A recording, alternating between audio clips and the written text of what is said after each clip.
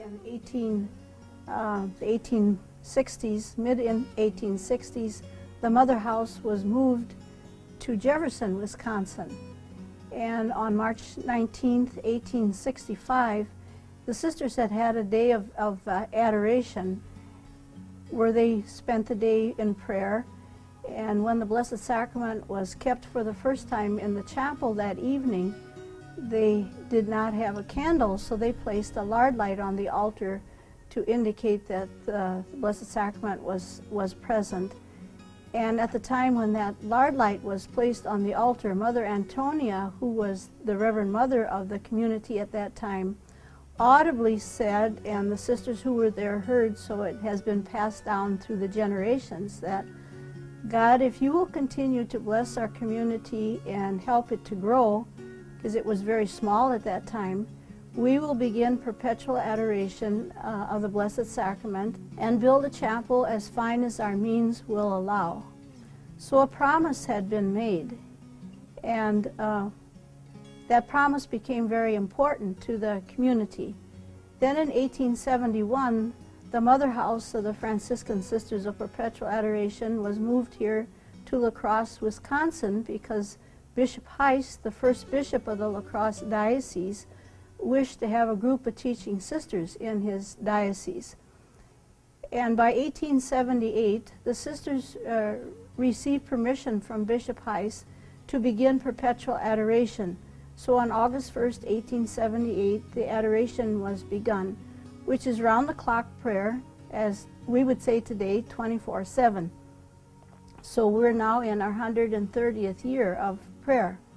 Well, at that time, that fulfilled the first part of the promise. The second part was still not fulfilled.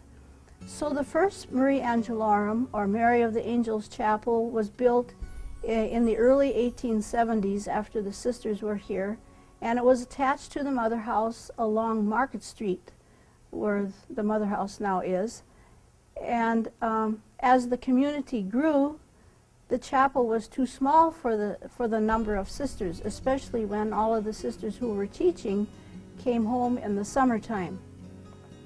So around 1900, they decided that a new chapel needed to be built to make room for all of the sisters. And at that time then, they decided to build the double chapel for the community chapel plus the adoration chapel. So plans began in 1900 then for the chapel to be built. So in the summer of 1901, the foundation was begun for Mary of the Angels, or as we now call it, Maria, or they called it originally Maria Angelorum, now we call it Mary of the Angels. And the chapel then was built between 1901, when the foundation was put in, and 1906, and then it was consecrated as a chapel on August 2nd, 1906. And so since then, the adoration has been in the Adoration Chapel, and the community chapel is the larger part of the chapel known as Mary of the Angels.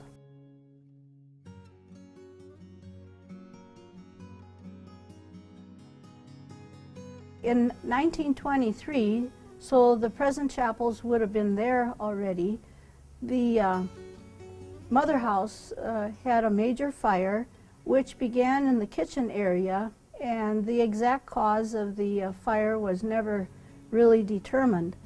But the entire mother house that was originally built in 1871 burned, and part of the Market Street wing, which connected to the normal school, which is now the Spirituality Center, that Market Street wing was built in 1913, 1914. The upper part of that was damaged but didn't need to be torn down. But the fire was coming towards the chapels, and the adoration kept going, and tradition has it that neighbors were in the chapel all praying, "God save the chapels."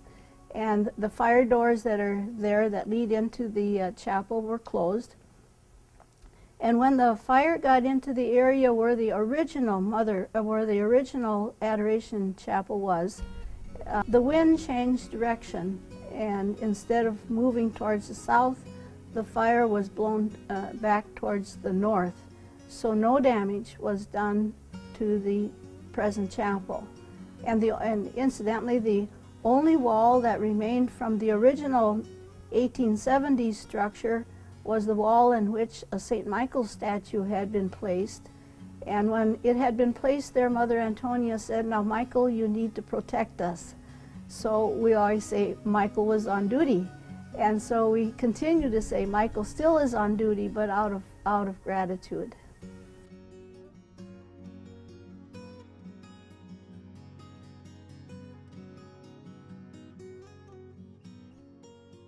The stained glass windows were from the Zettler Company of Munich, Germany, the Royal Bavarian Art Institute.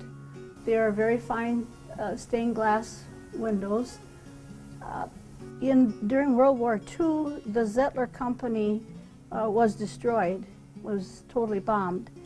Mr. Zettler was a son-in-law of a Joseph Meyer who had begun an Institute of Christian Art in Munich previous to that, and he was the father-in-law of Zettler. They continued to produce stained glass windows and other Christian art, and they can be found on the internet today as Meyer of Munich.